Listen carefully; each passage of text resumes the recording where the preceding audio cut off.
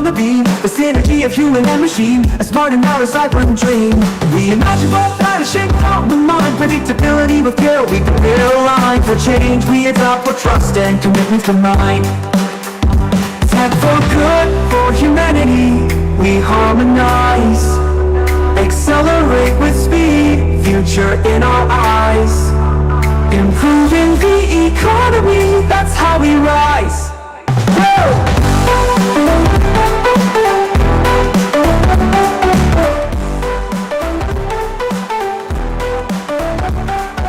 Love powers progress, passion keeps it clean. Tech moves the needle, steady, strong and keen. KPMG at the core of the enterprise machine.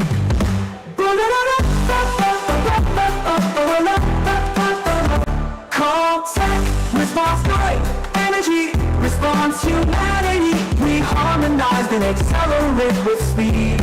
In unity, find the break. Tech for good with ethics and care. Smart moves, commitment, a future we'll share. Improving. Okay, whoever guesses what that was gets a prize. It's a KPMG ad. You're not there. It is, but it wasn't the principal purpose. Yeah, okay. Anybody else? Any guesses? AI song. It's an AI song. Okay. How did that come about? By an app called Suno. That's the how of it, not the what of it. so it doesn't get it. And anyway, internal KPMG is disqualified. So what was that? Well, being a conference organizer who's on a timeline, I have to move quickly. There was somewhere outside you had donated words. Okay, those words were fed into an AI engine. It might be Suno. And that has generated that song, which currently sounds like garbled to me. But we will decode that. We will decode that as we go forward. We are in the last leg of what has been an exhilarating journey over many months. It's not these 2 days. It's through the full year, a massive journey which we have had, and we are in the last 2 sessions.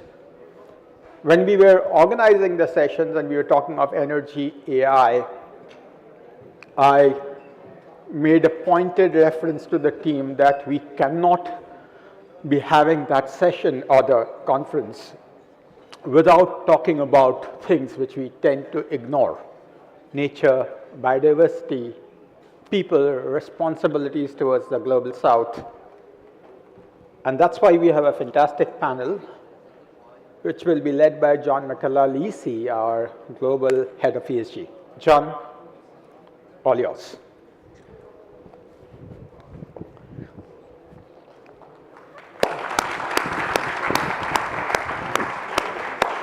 Hi, good afternoon, ENRich, and I hope you all had a lovely lunch. I must confess at the start, Anish, I didn't get that music. I was racking my brain, but I didn't realize it was from AI. It's very good. It's very catchy, very nice. My name is John McCalla Leacy. I'm the global head of ESG at KPMG. And as part of my role, I have the honor and the privilege to travel to distant and far-off places, to attend and speak at many conferences, to speak to many politicians and business leaders. And I'm really thrilled, and thank you so much, Anish, for inviting me back here to ENRich. I had a wonderful time last year, and just the energy and the extent of the dialogue is fantastic here. So thank you very much for inviting me back. So I'm not presenting this time. I'm not doing keynote. My work's a little bit easier, so I'm just moderating a discussion. So the discussion now is on fair societal compact. And for me, at the heart of this is balance. So it's balance between certainly considering the global south, the growing need for energy, but also delivering on climate commitments, but doing so in a way which is consistent with protecting and nurturing nature, and biodiversity. And all of this at its heart with people and society and the people on the ground who are really seeking to benefit from this. So it's about individuals, it's about society, it's about business, and it's about government. So I'd like to ask you to join me in welcoming my panel, my esteemed panel, for a discussion which I'm really looking forward to. So panel, why don't you come on up? Come on and join me. Big round of applause, please.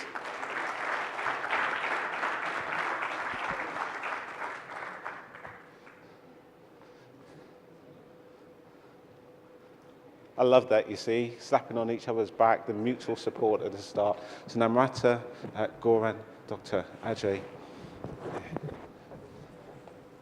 How are you all? You okay?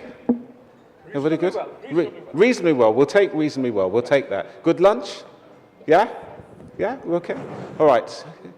I love it. You love it? I love the food here in India. Yeah. Wonderful. Wonderful. Wonderful. So we're going to kick off, and I just want to give everybody a heads up because we're going to have a dialogue here. So this isn't a static panel whereby each person will give you their pre-prepared statement. We're going to have a conversation, and I'd like you to just really lean in and listen in, and I will open up from time to time. So if you have any questions, comments, thoughts, if you hear something you don't agree with, all the better, right? So this panel, fantastic. They're ready to take all your questions. The tougher, the better. So, so I think that's what we said. Is that what we said? That's what we agreed, right? Well, that's okay. That's yeah, okay. More or less. You can make mincemeat out of us. Okay. Yeah. So, Dr. Ajay, maybe first yourself. So I framed really briefly fairer societal compact, what it means to me, and summed it up in one word: balance.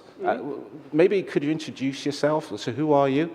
What's your role? And what does it mean for you? I'm Ajay Mathur. I have a background in both renewable energy and energy efficiency. And believe you me, the problem that I see is that we have had energy which has had reliability and affordability at its heart. And the problem is the external impacts, whether they are on people, whether they are on biodiversity, whether they are on environmental degradation, those never get counted. I believe we need to make them count. Wonderful, wonderful. Reliability, affordability, and factoring in some of those external impacts. So maybe, Namrata, wonderful to have you here. Maybe you'd like to introduce yourself, and also, again, simply so, just sum up, what does it mean for you? Okay, sure, thank you. I'm Namrata Mukherjee. I am a strategic planning specialist at the International Solar Alliance. And my role at the Alliance is to basically try and convert the vision and the strategy that the organization has for itself in terms of implementable outcomes. At the outset, thank you so much, KPMG, for having me in this year's ENRich. It's homecoming pretty much to me because I know so many people here and in the KPMG family. But coming to the point about the theme, and it really intrigued me, societal compact of energy. It's such a heavy and important topic which we don't address, and I'm glad that KPMG brought this in ENRich. And just as a small anecdote, today while I was traveling to ENRich, I heard an Indian philosopher, I think some of you may know him, Goran Das. He was talking about this whole aspect around wisdom versus wealth. And his point was, if you look at prosperity, it is a multidimensional, term. It includes health, knowledge, resilience, sustainability, and community. And it does not only include economic growth. So that is what prosperity is. And if you look at wisdom, wisdom is really that compass which allows you to look at how wealth serves humanity and not the other way around.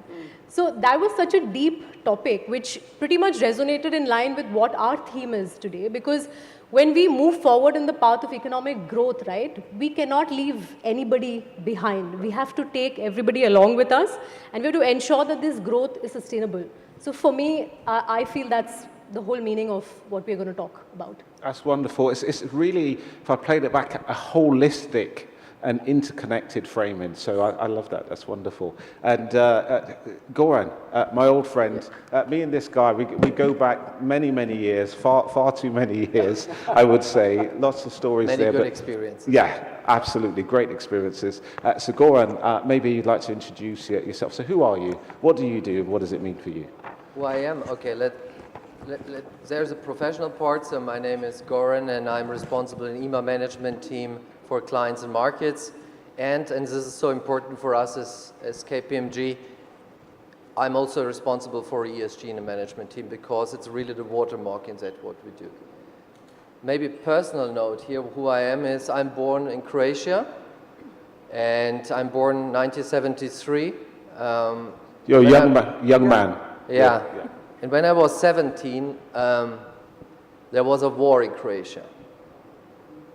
And what I learned here, and to bring this into this conversation, is what really matters is first, is security and stability. Second is economic growth, because everything what we want to pay needs to be earned. We discussed this before. But building on that, Namrata, what you said, the third one is for me important, is sustainable growth. Yeah? And it needs to be using your words prosperity. Yeah? So this is really important for me, and yeah, this is a small, put it in a nutshell, who I am. Yeah. Wonderful. No, that's absolutely fantastic. And you turn to Namrata, and maybe Namrata, maybe I'll stay with you. Maybe we had a brief chat before, and I talked about the fact that I was in Copenhagen a few weeks back, speaking at a shipping conference, and all over the news we saw these huge stats around solar panels, the massive uptake and increase in solar panels, specifically in Africa. Okay, and here's my question, maybe just to get some of your thoughts. So what role could solar panels play in driving that energy uptake, but specifically in the global south? So it'd be good just to get your thoughts on that. And please just be thinking about any questions, any comments as we go through. I'll open up in a second. Thanks. Thanks, John, for that. And you're right, I read that article as well. And incidentally, I was in Ghana a week, 10 days back, where we had ISA's regional committee meeting in Africa. And while you make the interesting point, and the article captured about the solar panels ingress from China into Africa, but you know, the other interesting fact is 600 million people globally who don't have access to energy are all in Africa right now, right? And for this discussion, solar actually is that one currency which can really be a great equalizer from an energy access standpoint, because it's the sun, right, which touches all of us in the same way. And it is unfortunate that in times where we are talking about digital technologies, AI, and you know, the way the global south in some pockets has leapfrogged, we still have parts like the large part of the African continent which still doesn't have the basic right of energy access, right? And that's where I think the beauty of solar lies, because solar can play both the large grid-based power supply, but the more beautiful aspect about solar is its modular nature, right? You can have decentralized off-grid applications entirely based out of solar, which can help, you know, basic amenities like providing a light which you can use for studying in the night. If you move slightly advanced ways of decentralized applications, you can have solar-based agriculture pumps, which can be used efficiently. You can have solar-based refrigeration. And these are all off-grid applications that we're talking about, which can really address large masses of people who don't have access to grid-scale electricity. So from that aspect, solar has many pluses. It also enables economic empowerment, because then you're employing a lot of the people who are right now, you know, jobless. But the moment you have access to energy, that, you know, multifold, increases. So I think there are a lot of pluses, and maybe I will also invite upon, you know, Goran and Dr. Well, I Mathur. was going to say, and because I'm going to, in a friendly way, challenge the discussion a little bit, because I love how Anish teed this up. You know, we're really action-oriented. Yeah. We want to drive change at pace, and it's brilliant. We've seen the uptake. I thought it was a 60% increase, I recall. What are some of the barriers, though? So these are the pluses. So we understand the benefits, and I love it. You put it beautifully. The sun, what you said, is the great equalizer, which is wonderful. But what are the barriers to scaling in the global south? What do you see, and what should we be doing about this? And and Goran and Dr. Ajay, please feel free to weigh in. But it'd be good to get your thoughts on those barriers first. Yeah, I can start, and then maybe please chime in. But look, again, with solar energy, there are different stories in the global south. Some of us, at least India is a great example of how in the last 10 years we've moved, I would say leapfrogged in the solar story. And there have been multiple aspects that have worked together. The policy support, the private sector, the investments, they've all gone together hand in hand. But for most part of global south, I think for me there are two key barriers. One is definitely access to affordable finance. And I'm not calling access to finance here, but more affordable finance, where we see that there's a lot of money which is hovering around wanting to invest in continents like Africa, but there's this huge risk that money is sitting on, right? That what will happen if I invest that money and I don't get the returns back, or it goes bad, what do I do? So from that perspective, I think innovative financing instruments and models like guarantee products, first loss products that can be provided by financing institutions or players like International Solar Alliance that we are getting into with the Global Solar Facility. But I will pause there. If a question comes up, then I will address that. But I definitely think financing is one key aspect which we have to address, which will unlock private capital coming in and unfolding the story of solar further in Global South. And the second barrier, before I turn it to other panelists, is I still feel there are a lot of policy and regulatory gaps, in the Global South, where there is a lot of uncertainty around tariffs, which is again linked to regulations. Do we have the right regulatory frameworks for it? And I think that is something which, and also a certainty with regard to the policy, right? Do you have targets defined? How will you ensure that you will have procurement models which are competitive, that give more confidence to private sector and investors alike? So I'll pause there, but for me, these two are the top barriers. Okay, panel members, would either of you like to weigh in at all on either of those, whether it be the financing piece, or is there a third item, or do you have a view on the two? Well, I'll add one more. I mean, I completely agree with Namrata that the top barrier is the lack of affordable finance. I mean, the premium on money which is borrowed in the global south, particularly in Africa, is 10 to 15 points more than in the West. 10 to 15 points more, which makes it very expensive. And therefore, we don't see solar developing. I also agree with the point about policies, because what is happening is that you're seeing in most of the countries, the vast amount of investment in energy is coming from the government. So on the one hand, you are seeing the move away from the government to the private sector. And on the second, you are seeing the investment from fossil fuel to renewables, which is very different, because the capital cost is almost all, 95% of the cost of electricity from renewable energy plants, whereas it is at the most 50% from fossil fuel plants. These are obviously important. But the third point that I wanted to make was capacity. We are seeing that the levels of certified people, if I am an entrepreneur, I'll come in. Obviously, I'll first need to have money in place. Obviously, I need to have policies in place. But if those two things are in place, then the third thing I'll be looking for is people who can set it up. We have a lack of certified people. And therefore, the ISA's move towards creating hubs in various parts of the world to support the capacity growth, the human capacity growth in these countries becomes very important. If you can help create this capacity, you would have done more than anything else that you could do in your life to bring renewables to the forefront. That's absolutely amazing. Absolutely amazing. I want to just connect a couple of things, and maybe, and then I'm going to reach out to the audience if there's a couple of people I know there, any comments on what's been shared. So that if the mic can come over here into the middle first. But I just want to connect a couple of points here. So we talked about the opportunity, sun being the great equalizer. I'm probably going to steal that. I'm off to New York Climate Week next week. I'm going to steal that from you. The great equalizer, which is fantastic, and the opportunity here to establish microgrids, as it were, which is wonderful. But there are some barriers: finance, regulatory landscape. The shift from government to private investors, the shift obviously consistent with fossil fuels to renewables. But that was one very tangible action that you talked about here, which is consistent with the topic, is the creation of hubs. Because if you have hubs, you can have people in there who are local, they understand the local environment, you can train them, you can upskill them, and then that will then help to drive wealth. So I love that it's framing the possibilities, some of the issues, and a specific action area. So I've got one question here, so if you'd like to start, panel.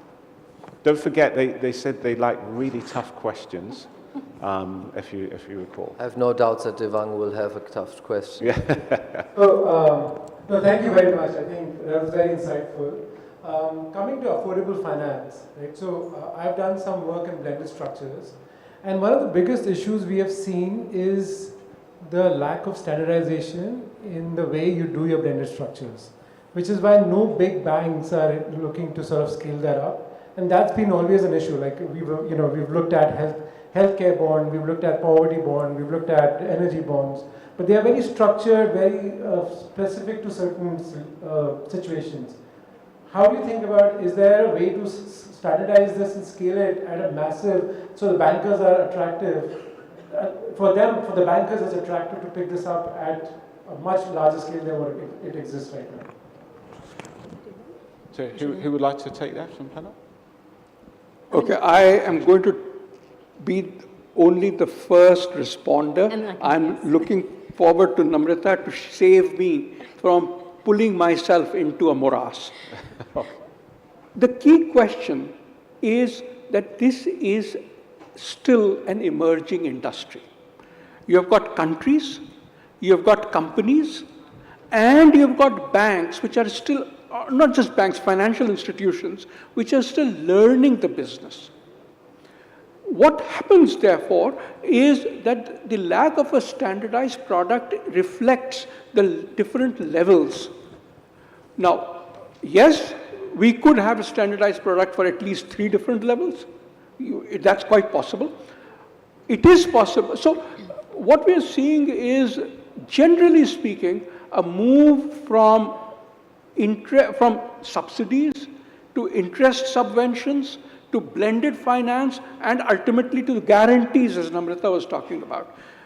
But the key issue is that the levels of financing of various sources depends on the mood of the moment, rather than on structures that have been made beforehand.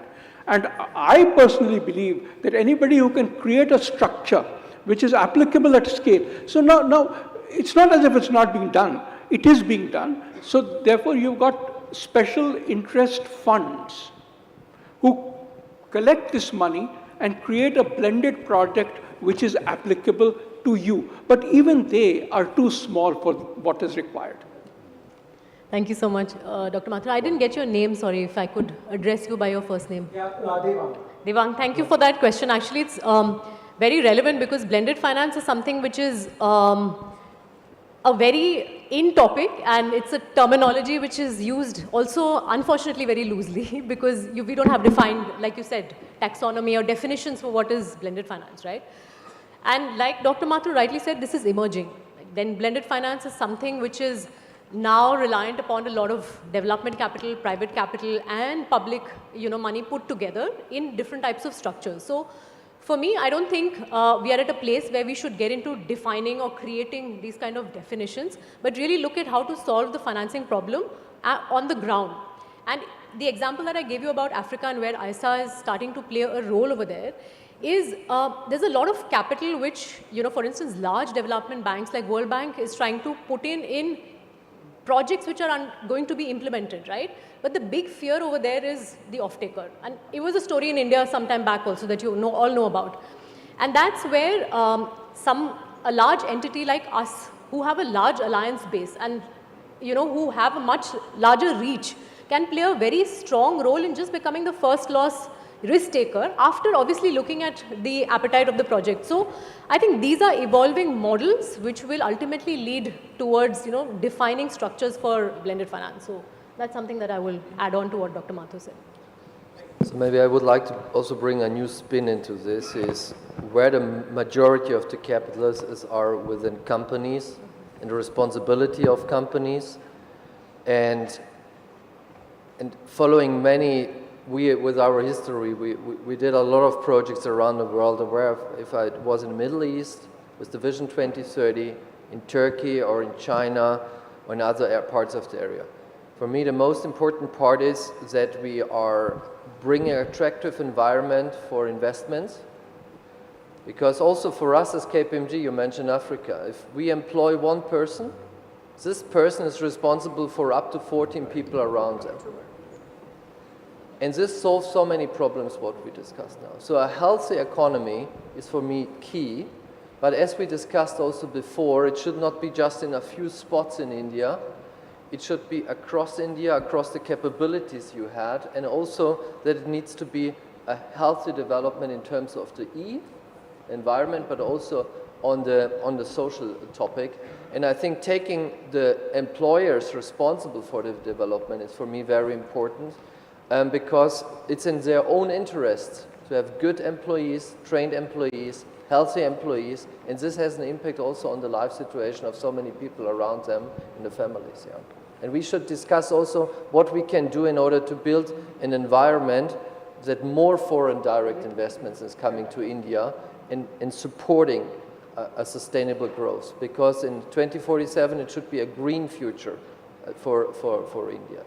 So maybe Goran, if we stay with you, and as we continue, no, sorry, I have a question or comment just here, please. Somebody with a microphone.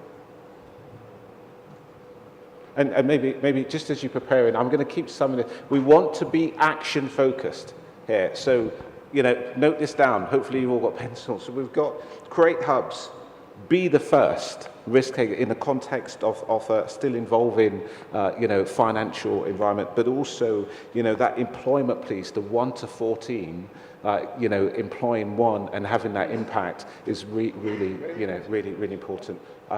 Would you like to maybe stand? Sure. Thanks, John. My name is Mike Hayes. I lead KPMG's Global Renewable Energy Practice. Goran, I want to double down on what you said. It, for me, is a point I made up on that same stage yesterday. We keep using technical terms about mobilization of capital for the Global South. Yeah. We talk about NDCs. Most people don't understand what NDCs are. You hit on the magic words. And I grew up in what I would regard as a developing country once in my life, which was Ireland, and we've become a very rich country. Why? Because we focused on the policies required to attract foreign direct investment. It is that simple. It is the message that private investors give over and over again. Get the policy environment right and the business will come. And yes, we understand there are unique issues with investing in emerging markets. We have lots of solutions on those issues. That mindset needs to change. And addressing Dr. Mathur and Namrata, I think the ISA has got a critical role, and I follow your work, I think it's brilliant. I think you've got a critical role to play in working with governments in those countries that you operate in to educate them that they have to talk to the investment community as they design the NDCs or their policies. That's going to be the differentiator. And I know I've worked with renewable energy developers all their life. They follow policy. They look at which countries, and we've seen it. We've had it in Europe with tariffs and various types of renewable energy obligations. And sometimes it's not just the energy policies. It can be investment policies. It can be the tax regimes. In some of these countries have got completely unnecessary withholding taxes that deter foreign investment. They don't collect the revenue in these countries, but in fact, if they remove the withholding taxes, the investment would flow in. And I think now more than ever, given the developments with US aid, given the switch to defence funding in Europe, We need to really start appealing to the private investment market, and I'm somewhat involved. We're really going to push this angle at COP30 and the months going forward, but I think I see ISA as an absolutely critical player in that. Thank you. Good. Thank you very much, Mike. That's wonderful. Maybe if we can get some comments on that policy framework and the institutions that need to be working together. Energy policy. Mike talks about broader policy, but also from an academic side. Maybe Dr. Ajay, if I come to you first, and I'm going to tee up another question for you, Goran, because there's policy, but then there's also these regulatory frameworks. So maybe if I hear from Dr. Ajay, and if you could just share some of your thoughts on that. But I'm glad, because I would have put regulatory frameworks in the same basket, but I'll leave something for you. At the heart of it, do you have a power purchase agreement that a private sector company is willing to sign? Because in getting to the power purchase agreement, all the public policies that need to be changed would have been changed. Now, they may not be optimal, they may be suboptimal, but at least you would have made an attempt. So, for example, you're absolutely right, the investment policies have to be welcoming. I think a great example was given about withholding tax. But even if you get all the policies right, and I'm thinking of a particular small African country, Togo, we find that even in spite of getting everything right, they are not able to attract investment at prices, at costs that they can afford. They still get it at 9.5%. And I ask myself, why? Clearly, one of the answers is the lack of policy investment, well, not so much investment, but the lack of transparency, let me put it this way, in reporting what has been done at past investments. It's possibly that would lead to a greater degree of money flowing in as compared to what is happening now. But I will argue that getting a power purchase agreement that is signable is half the battle won. Zoran, all yours. Thank you very much. Goran? So, when I used to work with companies from development countries, what we, for example, taking China, I remember in 2012, 2014, I was in China, and they tried to buy a lot of companies in Europe, particularly industrial manufacturing companies and automotive companies, to get know-how in order to jump into this and to produce them in China. What they figure out after a time is the car makers, for example, in US or in Europe, they have so a competitive advantage they will not catch up. So the question then at that time was, okay, what should we do? Do we have a competitive advantage, maybe leapfrogging some topics and thinking about what could be the future business, what could be the future foreign direct investments, what Mike said. And what has been figured out also on my project is they should forget the internal combustion engine projects, they should focus on raw materials and battery. And I think what is really important for policy making is to thinking about the narrative and what are the capabilities in a region. Yeah.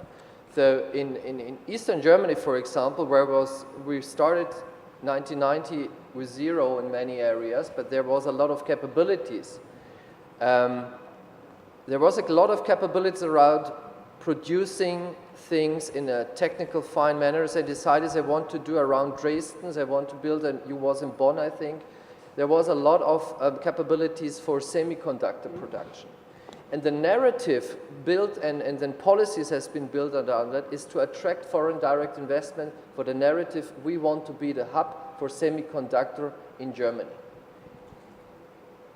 And after the narrative, after the policies, winning the hearts of meaning, the people, the capital flows. And then after the capital flows, companies are coming, and a higher employment rate has been achieved. Yeah, I think we are coming always to the same point: is okay. What is in Pune? What is in Pune the strengths of the regions there? What is in Chennai the strengths of the regions there? And build a narrative. The world is so complex. We need to have a simple narrative for what Pune stands, for what Chennai stands, for what Mumbai stands, Bombay. Yeah, and then attract capital with this narrative and policies for what. Yeah, with supports this from my point of view. Yeah, and not the other way around. Okay, and I'm going to come back to you, but again, actions, create hubs, be the first, hire well, get signable people on the signable PPAs you reference. Investments. I'm still open for questions. I've got one question here. My name is Hari Hegde, and I will leverage the term Global South to place my question, as there in the title. Okay. Right? My question is, you're seeing increasing emergence of multiple, this is slightly geopolitical too, right? Multiple self-interest or national interest groups, be it RCEP, be it SCO, you know, breaks, whole lot of them, right? They're all emerging, and that whole emergence has got accelerated in the last couple of years. And at least from my own limited understanding, I see also an increasing distance of, call it Global South or the rest, from the traditional West. Whether you want to accept it or not is a different matter.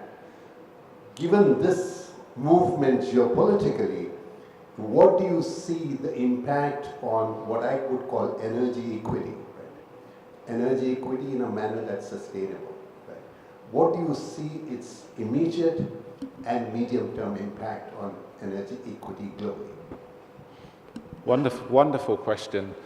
Would anybody like to take that question? I'll start, maybe just offer a few thoughts on it really briefly. I shared a stage not so long ago with the Prime Minister of Barbados, and she talked, it was very emotional, you know, really passionately about the impact during the coronavirus, COVID, whereby this was at the time that vaccines were starting to roll out, and she was fighting for her people's lives. She was fighting for her people's lives, and her people, they were at the back of the queue. You had all the big Western countries first in terms of getting this. And what she said was, we cannot let that happen again. We have to work together, you know, much more for the good of our nations. And one of the things that she kicked off from then is a wonderful initiative through the Global South. And this is focused on research, it is focused on drug development, it's focused on production facilities and all the logistics to say that when, not if, when this comes again in the future, we're ready and we can support each other. So that's just one example of where I see that there is a realization that there needs to be better working together, but very much they're working together, whether this be across the Global South or more globally on where they can, and not just be having that great dependency. So that was one story that I know a few in the room are aware of this, that, you know, it was a real heartfelt cry. But any other thoughts in this in terms of that distance in itself and what that means in terms of from an energy perspective? So maybe Goran? to start, and then maybe Namrata to hand over to you. I think we need to distinguish between the headlines in the newspapers and that what's going on in the businesses in the real world, because actually I see much more need for collaboration as before. We have in Europe, for example, we have the third year of recession in many of the countries, And if I take the example 2 weeks ago, it was at I Mobility. I met also the CFO of BMW, for example, and they invest heavily in a new product, which I really love, is a cool car, iX3. I don't know if you have seen this. It's electric and long ranges. But while I'm talking, the stories say they are so much dependent on raw materials from Africa, for example. And if you buy a premium car with $80,000 US, you want to make sure that the materials which are used are sustainable, produced, and that the people are in good condition produced. So they have a very strong, for example, relationship with particular companies in the Congo to make sure that the raw materials is produced in an environment safe and a human good-based manner. Yeah? So I think we should move away from the headlines in the newspapers and think more about what we have in common and build business cases. Yeah? I think we together need to build business cases which is in a mutual interest between the countries and the companies. I'm a strong believer in that. I don't believe on headlines. Yeah, we should move away from that. Thank you, Goran. Yeah, I know. For me, I think, see, look, the Global South is a great phenomena because the impacts of climate change, if you look at the way it impacts all of us together in this region, is much more when we have to grapple to address it, more in terms of adaptation, what measures we should take versus how the West is addressing it right now. I agree with you, it is maybe distancing us more from the West because we've termed this as Global South now. But I think if you look at the other side, it's also a great opportunity where we can actually share and learn from each other in a more realistic manner than actually taking examples from the West, which we've been doing so far. And I'm just taking the point in cases energy and solar because that's where we are. So I think it's really about the collaborations, like Goran said, and the partnerships more, to customize it for the needs of the Global South. Yeah, fully agree, Namrata. Ajay? If I can add, the opportunity for the Global South arises from the fact that, in a sense, there's a lot of catching up to do. So the number of, in a sense, new people who are available for jobs and who are then available as consumers keeps on increasing. This is the opportunity. Now, the challenge becomes, how do you ensure that you are able to make jobs for millions while ensuring that the environment is not devastated, to make sure that human rights are not violated, to make sure that the Global South continues to be relevant. I think, yes, of course, the developed countries need to provide loans for this. They need to internalize the common but differentiated responsibility, of course. Of course, the international financial organizations need to ensure that they don't make this a debt revolving structure, of course. But at the heart of it, it is the developing countries' regulatory frameworks which matter.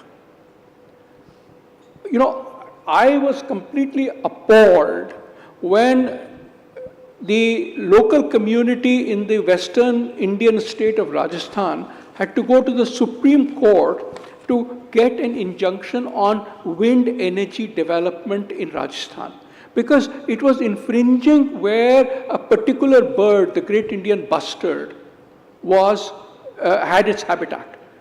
Now, the Supreme Court, playing on the safe side, said, here is 1 million square kilometers which is off limits.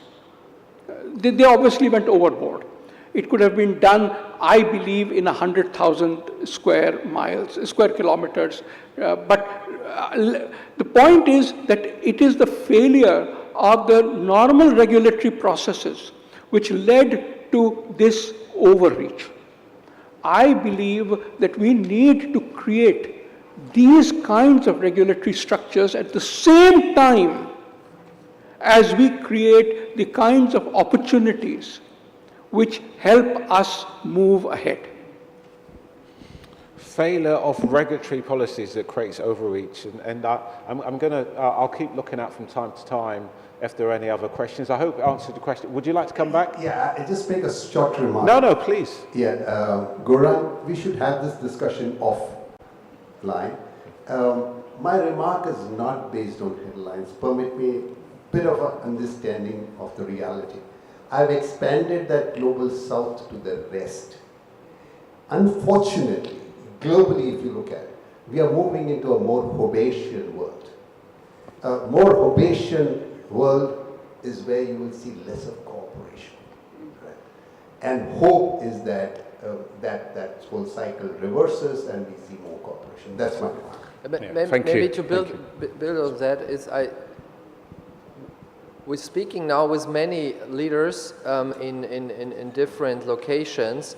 I fully agree with you. What we see is more local for local.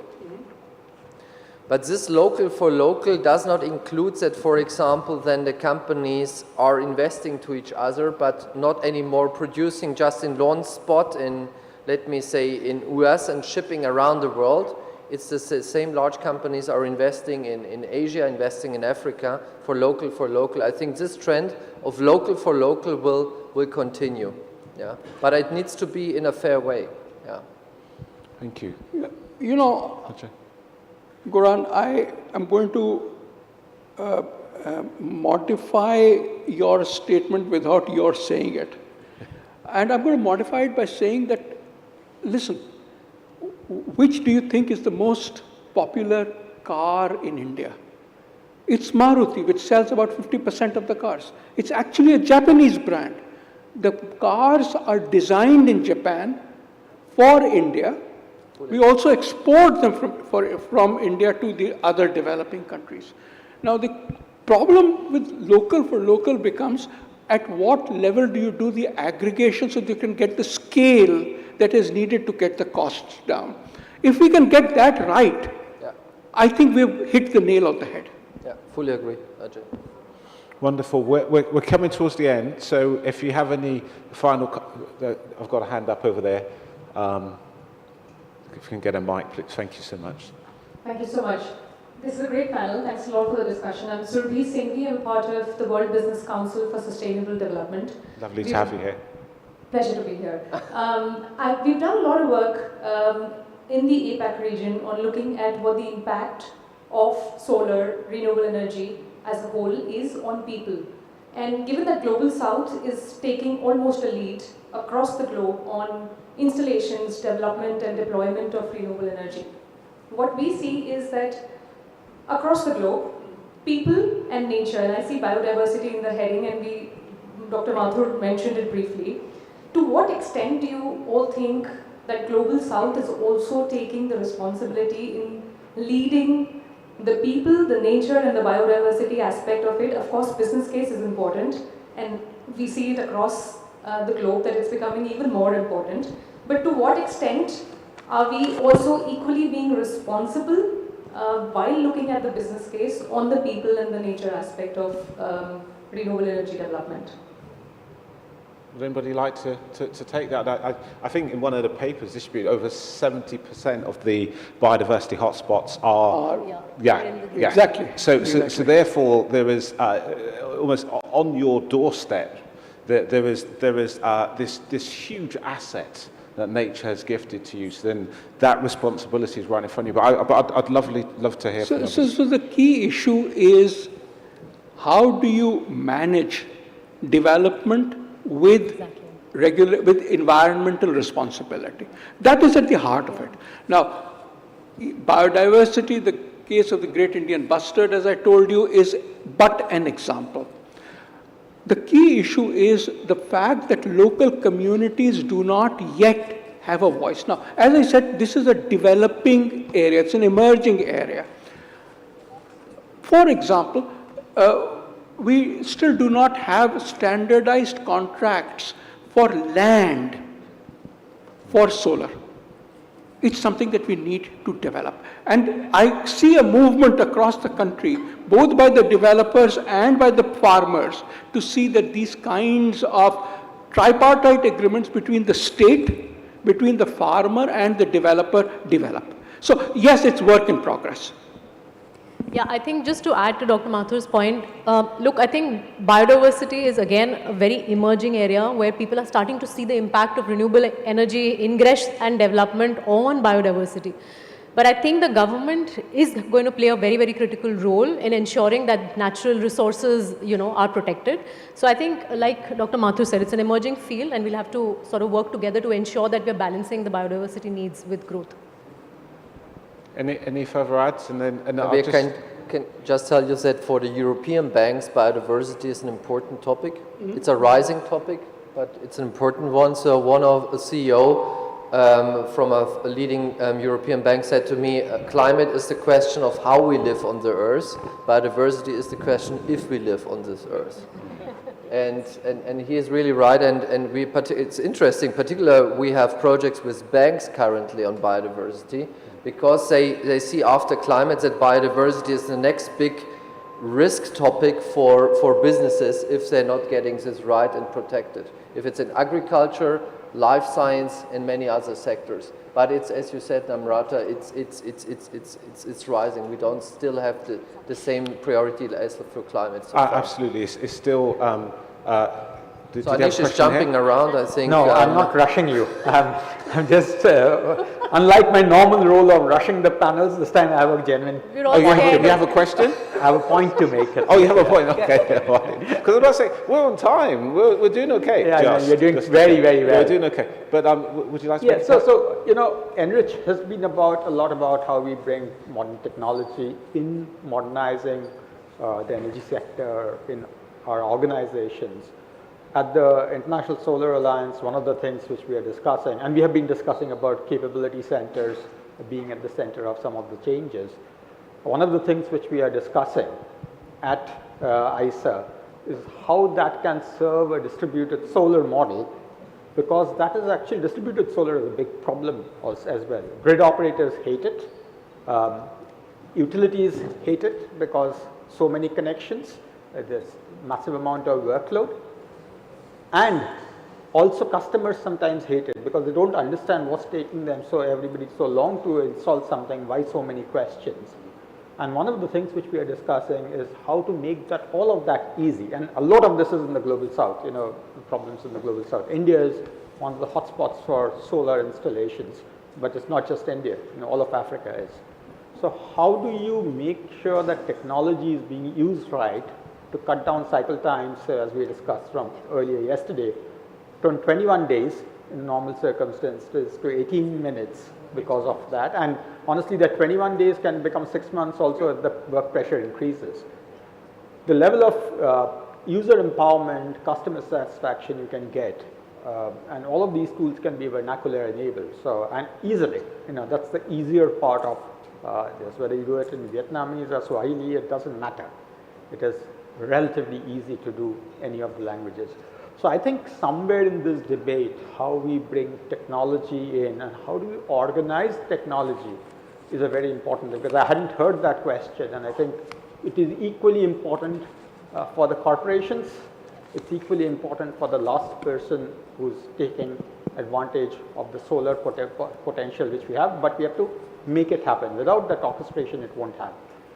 Also, the hub and spoke model potentially which we can look at, you have a hub and you have hub spokes in every country, in many parts of the country, is greatly empowering, because you can then have locally trained people, certified up to a certain level of capability. And Ajay, I think you had mentioned this earlier, if I was running in and out, so I got snippets of it. But these are the kind of things which we need to think about. And now we extend that beyond solar into protecting biodiversity, getting efficient, all of that, nature, biodiversity. I think the application areas are phenomenal. And I'm glad that ISA is looking at some of these. It started your time, Ajay, and I think it's just expanded more.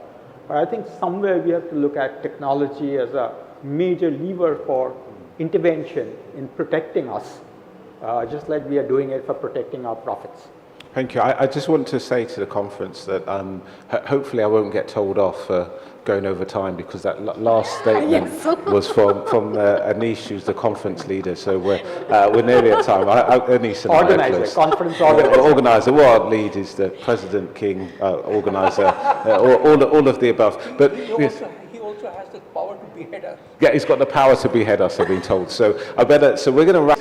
He also has the power to behead us. Yeah, he's got the power to behead us, I've been told. So we're going to wrap up. It's been a fascinating discussion. We could keep going. I just want to just summarize. Time's up, is saying now on red. So maybe if I summarize some really key points. Okay, hire well. Remember the 1 to 4. Create hub. Evolving market, get signable PPAs, but ensure that there's also transparency in previous investments. Focus on narrative, mentioning that in a consistent way, narrative and business case, and consider technology. Thank you very much. Would you like to join me in giving a round of applause to the panel? Thank you. Thank you. Don't run away. We have a little bit of personalized felicitation for the two of you. The KPMG people don't get it. Okay, at least they don't get it on stage. Yeah, thank you, Anish. Thank you. We'll go then.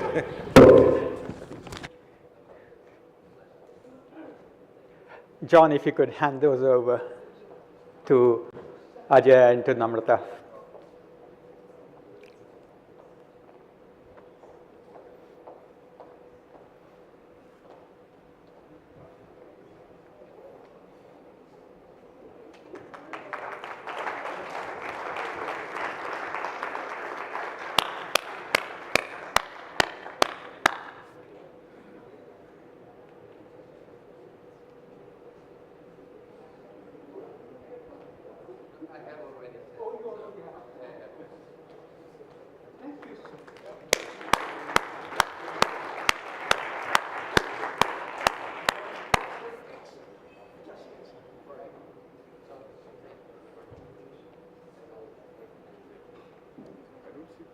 He's just on the way. Right, sharp 3 o'clock, so we are back on time thanks to the superlative skills of the conference organizer. So please, Ajay and Namrata, please stay with us. John, Goran, please stay with us if you can, because we're going to draw all of this together in this last 1 hour. And Mr. Tarun Kapoor very kindly has donated his time again to come over here. Rajiv has been donating his time even more liberally. The kind of impositions I make on him are just, it's only him and his nature that he tolerates me. Pallavi Jain Govil, she's the Secretary of Youth Affairs. She was earlier the Director General of the Directorate General of Hydrocarbons, understands the space well, understands currently in charge of youth affairs, and youth is making sure that our youth is gainfully employed and engaged is one of the greatest priorities of this nation, because if we don't get that part right, honestly we'll have social unrest on the streets.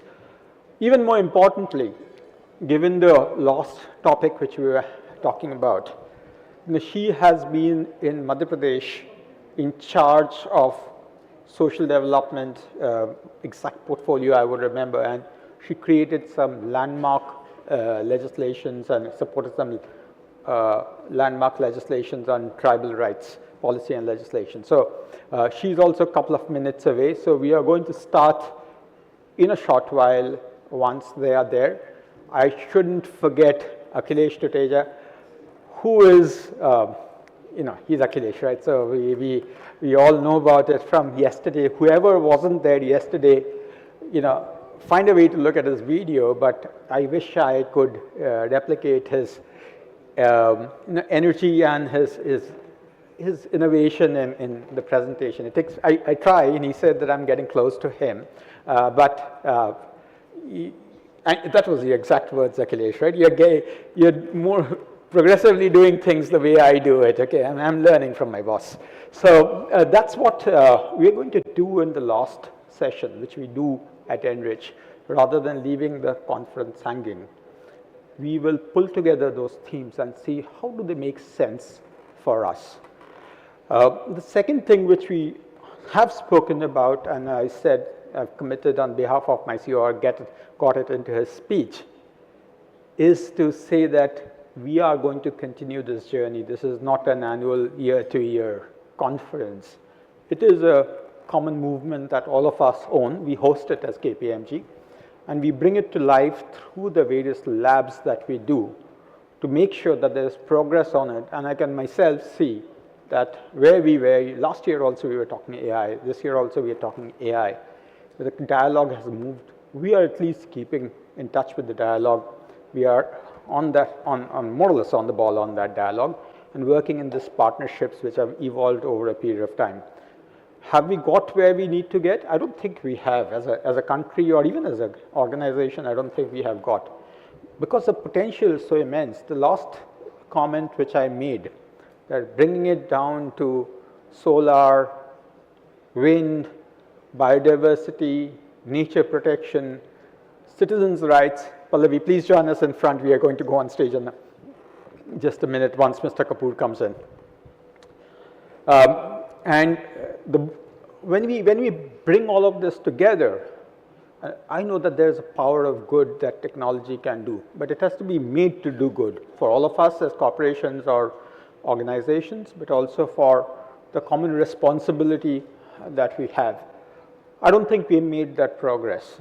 So one of the endeavors that we have is through the year to work along with you, alongside you, to make progress on all those fronts, be it commercial areas or areas where there is impact for society. And if that impact is positive, I can tell you that we make money. So even those who are in the commercial space, if we do that right, it is not commercially bad for us. You just have to pick your right battles. Nilanjan just advised me how far, Amit, if you could just check how far Mr. Kapoor is, and then I'll have to think about my next part of what I say. But let's open this up. Why should it be me saying this? Let's open this up and ask you, what was really for you in this 2 days? Whether you've attended the whole of the 2 days or a part of it. If anybody would want to volunteer. Now? That's unnerving. After 2 days and a nearly full room on the end of the second day, if there is nothing, then it's going to be unnerving. I'm almost tempted to be like a school teacher and throw the chalk to Anindya and ask him that question. Can we have the mic for Anindya, if not the chalk?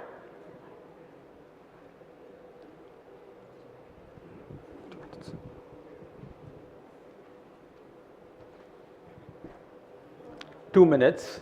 So, two minutes? Mr. Kapoor is away 2 minutes away. You have at least that much time. I can clear my throat for 2 minutes. Oh. Now, I think going back, the two thoughts. One is that I'm glad that I've retired before AI comes in a big way, because I don't think I would have been able to deal with the change. But equally, when I was seeing the demonstrations, and I thought how easy it's going to be to use AI, I thought I'm missing out on a great laziness tool. Yeah. So I think this whole aspect of AI and the way it's going to change the way people work, people interact, and hopefully stay employed is what stood out for me. Yeah, honestly, that employment question is important. And Mr. Kapoor, if you could take a seat, we're just interacting and then getting onto the stage in a minute. I think the same question was asked when computers came. And it did cause a massive productivity increase, okay? It became a part of our life. I gave you the railroad example yesterday. It just became a part of our lives. Who made money, who didn't make money, we parked that aside. I think another thing which we have to accept that it's a part of our life. And it's made life easy. That doesn't mean that there's not thinking which is required. It's still garbage in, garbage out. So I think it has to be made to work. We'll get started on the last session. Honestly, this is the session I await the most because it is the session which I take away a lot from what Mr. Kapoor says. Pallavi, Jain, Govil, as I mentioned, I've explained your background before you came into the room, and Akhilesh and Rajiv.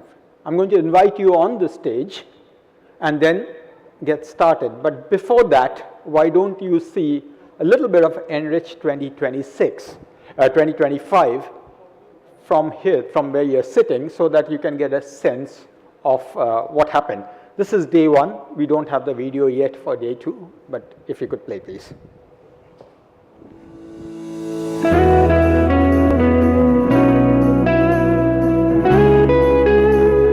Hello, how can I assist you today? Today we have gathered here for ENRich 2025 to go through an extremely complicated topic, which is reimagining the energy enterprise. What makes ENRich unique is its ability to bring strands together into a single integrated conversation. Over the next 20 minutes, I'm going to take you through my take on what's happening across the world. Amar naam Neil Chatterjee.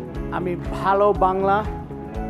Bolte pari na, bhalo buste pari. When it comes to something as significant as electricity, I genuinely believe we cannot allow politics to infect something that is so critical, not just to every American, but to every citizen globally.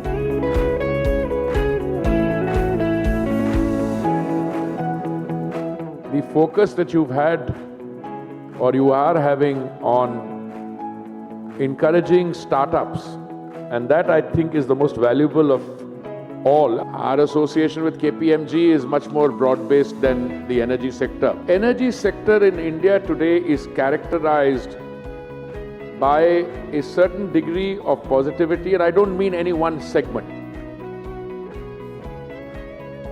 How does India's growth and surging demand shape ONGC's strategy?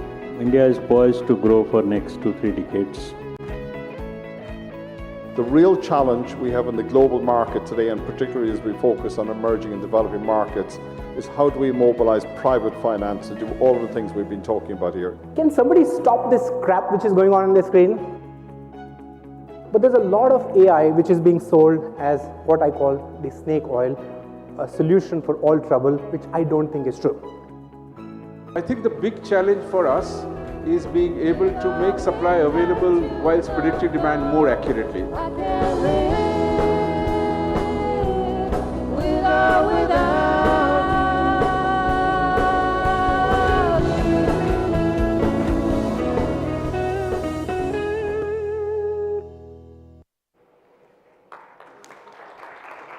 And as you see, we have a lot of fun at ENRich as well. That was the in-house ENRich band playing. May I now request all my panelists to come up, Mr. Kapoor, Dr. Govil, Rajiv, Akhilesh. Can I have the...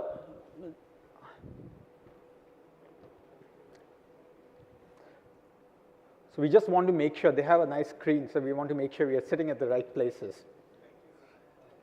Please sit. I think, yeah, please sit, it's okay. So the way they've been following is that they have a picture of you coming and you're supposed to sit under it. It may not be the right order conventionally, but if it's okay, find your place. That's the game now. So thank you for, again, being so liberal with your time. You know, it's something where, as I mentioned, that it's a foundation for the next 12 months, and not the next conference alone, but what we do alongside as a community over the next 12 months.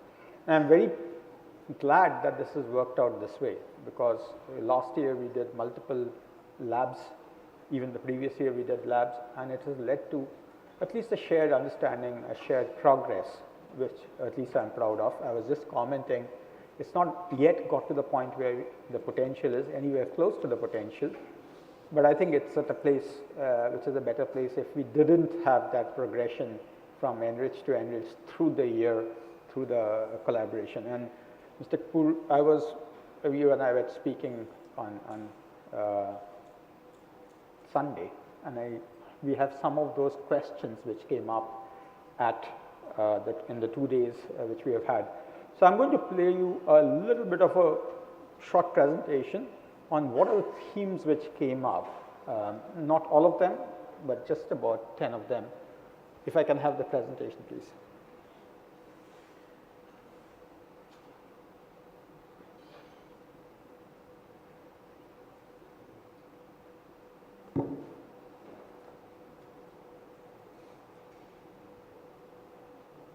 We just allow tech to settle down for a minute. We have been talking about tech and AI not settling down through the year and causing some challenges. But even sometimes this tech takes a little more time than you want it to. In the meantime, there is laughter around, which is nice. Can we? Right. You can see some questions, and I was afraid that we wouldn't be able to read it. I'll read it for you. There are 10 topics which came out from some of these discussions. Don't strain your neck. I'm going to call them out, and hopefully we are going to be able to see them. First is discovering new strengths in diversity. We have, given the geopolitics which we have had, situation we've had, it was a concern, but people have seen the brighter side of it, that we are discovering new strengths. We need to bring them together to work for us. The second is moving beyond the projects economy. This is what we discussed. I call this ourselves the projects economy. We want to go to products, but then we want to backward integrate. I have a slide on that, so I won't talk more about that at this moment. Introducing diaspora into our progress. The minister made that point himself. Amping up R&D as a core strategy, and this was something which was discussed this morning as well. I have some data points which are quite interesting. 2026 is a watershed year for AI. I'm going to elaborate on that as well through a small, one slide. Integrating startups without bureaucratizing, and that's something Minister made a point. He's very passionate about startups, but he's also very worried that the corporate bureaucracy actually ensnares them to kind of cause challenges. Fostering real collaboration. We need multi-party collaboration. We have been talking about in every event. I think there's not a single conference we can go to where we don't talk about collaboration. Still haven't found the ways. So how can we do that? Our thought leadership this year was the GCCs as the nerve center of the organization, not the back office, not a shared service center. This morning we had a fantastic session with Chairman TPC, who talked about how their experience has been on unified shared services. It's been phenomenal. And also we had from BP, Varsha Singh, who talked about BP, how it's becoming a multidimensional GCC. Our point is that it can actually go beyond to become the center of gravity of the organization and the brains of the organization. Balancing regulatory certainty and dynamism. Inevitably, there's the issue of regulatory certainty which come in, and then we had the regulators saying that regulation should be dynamic as well. It can't be stuck in time, and I'm trying to interpret that. I think Rajiv was also trying very hard to interpret what does that mean, regulatory dynamism mean. And finally, it came down to the point of prioritizing security above everything else, because everything there's a balance. Security, we seem to be talking of something where the costs of not having security is so high, be it physical security, energy security, territorial security, is so high that how do we get that? Now the problem is that we can have it as a concept, but then we have L1, we have reverse auctions. Some of them inherently don't bake in security, the considerations of security. So how do we balance these? And these are complex debates. ENRich has been about complex debates. Now let me just take you through a few of the slides which I said that that we'll take. And these 3 topics, which is moving beyond the projects economy, amping up R&D, and AI. I have just 3 short slides.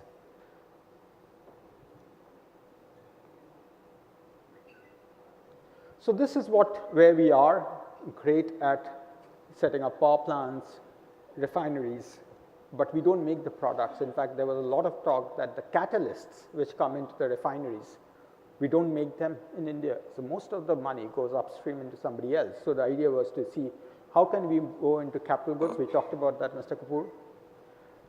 Baking an innovation ecosystem rather than trying to be just a manufacturer of capital goods. How do we get innovation in? And finally, research. Now, on research, I have some data points to share. This is China's story from 2015, when Peking University was number 8 on that list. And we go up to 2024. There were 8 US universities in 2015. There's only Harvard. And there are 8 Chinese universities in terms of count of author contributions to scientific articles. That's the change which has happened in less than 10 years. This is from The Economist. They have compared China and US on many of the dimensions which modern, fight is about, the polarity is about, AI, semiconductors, biotech, space, quantum. It's almost like neck and neck, and given what we saw on the previous slides on the papers, it actually might flip. The question we are asking ourselves is that when do we get into that chart, and how quickly can we do that? Finally, on AI, there's been so much of noise around AI, so much of froth and concepts changing. We had for a long time what we call computational AI, at least I call computational AI. Generative AI came in, became industrial, and then 6 months back, 8 months back, agentic AI came in. It was a lot of froth, and people like Rajiv have really not done what I think they should have been doing. Sorry for accusing you, but you just represent a community which I thought could have done more but haven't. Okay? But I think this is the time when technology is reasonably settling down, as much as you can expect any digital technology to settle in. Are we going to see 2026 as a watershed year? Okay. And if yes, then how do we need to make that? So that's where I'm going to bring back those themes. I hope you can see them now better than the first slide. I want to start with Mr. Kapoor. If of those 10 things which are there, I hope you're able to read them. Hard. Partly. What would be your biggest priority within those 10 or outside those 10? So if you want, then I'll read them again. If you want me to comment on that. Fearful. So discovering new strengths, moving beyond projects economy, including diaspora. So currently, see, R&D becomes very important for us as a country, and then moving beyond projects economy, certainly these two. Okay. R&D and moving beyond projects economy. Pallavi, anything which takes your fancy? Just the clarification, when you invited me, I was still DG Hydrocarbons, and now I am Secretary Youth Affairs. I've already told that, and I have told you a background in Madhya Pradesh as well. So the reason why I'm underlining that is that now I should speak from the youth perspective. Yes, that's okay. So I think for me, amping up R&D as a core strategy is really important, simply because it is the youth for whom this energy dynamism, energy projections, and ramping up startups and ramping up, getting our act together to be collaborative. This is the target clientele for whom we're all here together. And so for me, one R&D. That's Rajiv. Thanks first and foremost for letting me speak before the man to my left, who would have spoken all my thunder. But speaking from the perspective of our industry, I would certainly say, one has to have the humility to look at what one understands and where one can influence a little bit, hopefully, is moving beyond the projects economy. I think we see in the energy sector in India, I think the dismantling of the old system or moving away is pretty close with us, where, finally we will have, hopefully, the regulatory and the changes that we require for the consumer to have real choice and the private sector moving beyond just making reverse bids for one project after another, looking at becoming a systems player. The other is, I have to say, and not merely because I'm sitting next to Akhilesh, looking at our industry as well. If 2026 is the year of AI, I think we already have in our own very humble way, I'm sorry I missed Gurdeep's session because he has got about 20 times larger budget, sorry, 200 times larger budget than me. But in our own small way, we have started working in the area of using AI into our day-to-day processes actually to become more efficient to start off with.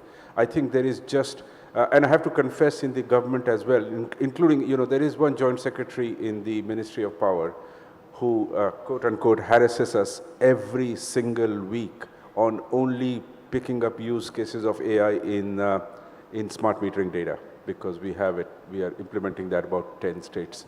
So there is a lot of push on that as well. So those are the two areas, speaking for the energy power, that I would say we can perhaps focus on, stand out to me, and something where hopefully we can make a little bit of a difference. Perfect. Akhilesh, last word of the first round. Okay, so I think a lot of what has been said, I relate to it, so I'm not going to pick anything different just because I want to sound different. But I would actually take a different twist on the R&D story. And if you allow me to tell you a story for 2 minutes, this story is of a Chevron guy in 1973 when we were dealing with the major energy crisis. And this person was given a charge saying that, can you come up with an alternative to fossil fuel, because we really don't have enough energy, there's a real issue. So he started working on the battery technology. And he worked on a battery technology where he took what's known as the titanium sulfide, and he says, if I could increase the energy density not by 1, 2, 3, maybe by 20x. And he built something, but that was unstable and safe. A few years passed, 1973 now go to 1985. And there's another professor, John Goodenough. I think it was Goodenough. His name was Goodenough. And he picked up that side and says, this is unstable because you're using sulfide. Can you replace the sulfide with an oxide? And he built another one. And still better, not good enough, even though the name was good enough. And many years later, Akira, professor and also an inventor and commercial guy in Japan, he picked up that and he replaced the oxide with the carbon-based anode. And that is the technology which we all today have in all our tiny smartphones and everything, and what we call as the lithium-ion battery. The reason I'm telling you this story is that something which started as an R&D in 1973 became the first commercial project in 1991, traversing about 3 countries and several academic institutions, including some of those closed and open potential research patents, etc. The reality is that pure R&D doesn't yield result. It's important to also have the speed to commercialization. So if you look at, and I just actually listed down the past 10 technologies for another project, and I realized that the technologies which had faster commercial acumen actually became available and also much affordable and all of that. So I truly believe that the number one point is amp the R&D, and we really don't have that ecosystem in India. But more than that, I think it's the ability to provide commercial impetus and push all of that, in my view, is far more important. I told you the story yesterday of those 2 people who got the Nobel Prize. These 3 people, which is Stanley, Goodenough, and also Akira, got the Nobel Prize for this. So look for the Nobel Prize stories. I'm sure you'll find something interesting. But if I had to pick the second one, I think I would truly go for what he said is AI. I think AI, along with the R&D, will potentially change the game for us. Great. So I think we have 2 themes which are clearly emerging, that we do have to work on R&D with those twists or nuances which Akhilesh you mentioned, that it should not be R&D for the labs, it should be R&D for actual applications to emerge from it and speed to market, and then making the AI story real. Now let's stick to the first one, take the first one first. And Mr. Kapoor, ENRF has been, and CEO ENRF was here, Shiv was here this morning, and we had a fantastic session. Honestly, I must say that I've done many ENRiches, many of you have been parts of several of them. We never had the depth of discussion which we have. Maybe we are maturing as a platform more than anything. But these were all serious discussions to kind of further the agenda. Government is doing a fair amount on this one. I just wanted the audience to hear from you on the thinking of the government on R&D, and how do you react to Akhilesh's point, and how does that R&D come to the market quickly?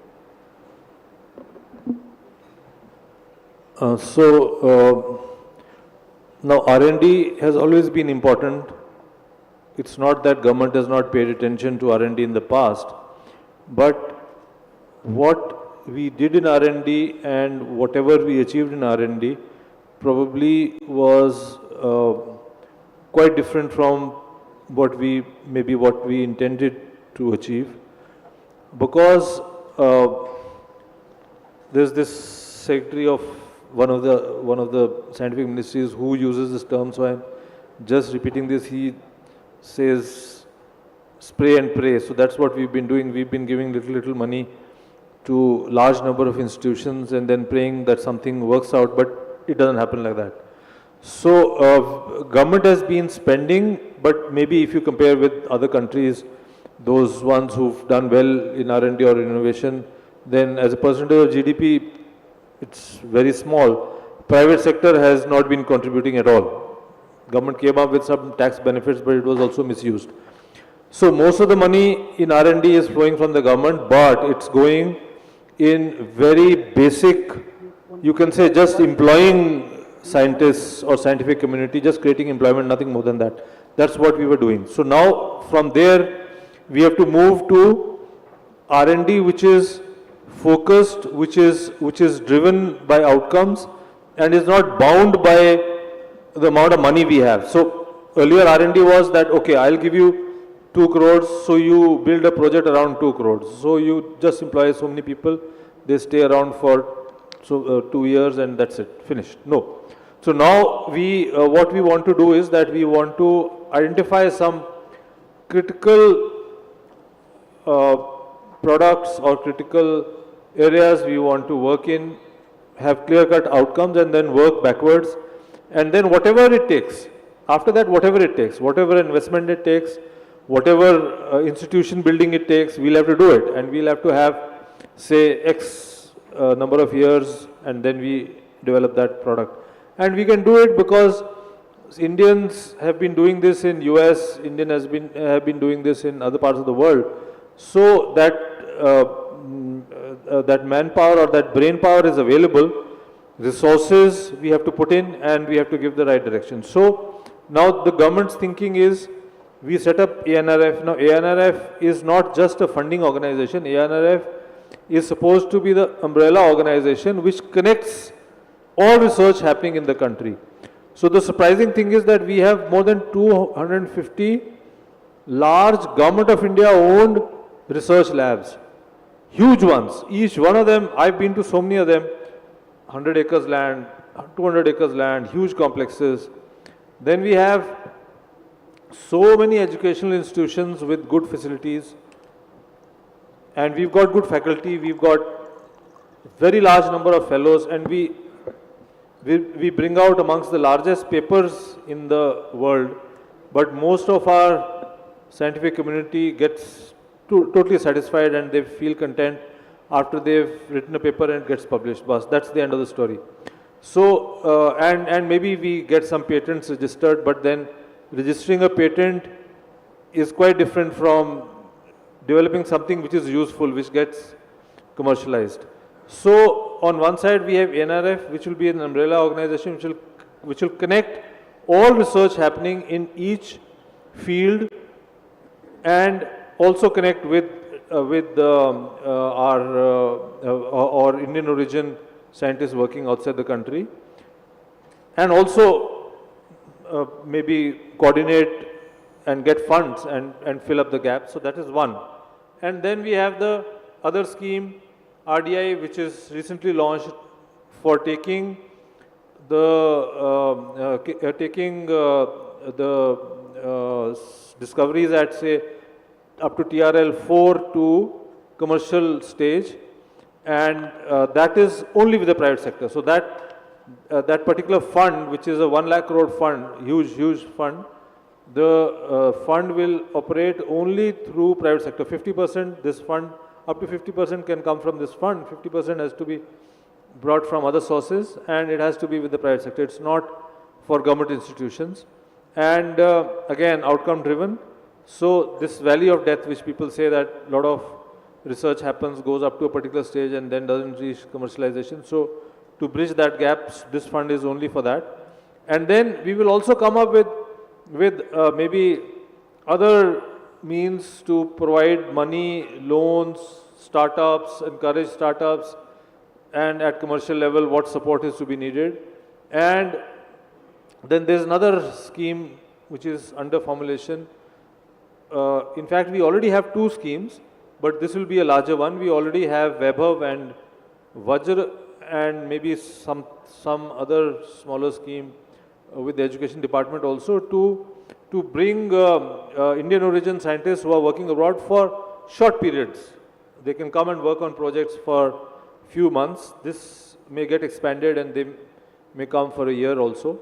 So just trying to connect all the dots and to ensure that we do serious research here in the country, but it will not happen without the private sector. So on one side we have research labs, on the other side we have the academia, and on the third front we have industry. All have to come together, and then funds, resources have to be made available, and then targets and outcomes have to be very clear. And then I am quite sure that that we will move so fast that probably next couple of years or maybe 3-4 years, when you make a presentation, then you'll show a different. We'll be on those charts. Yeah, Thank you for that clarity.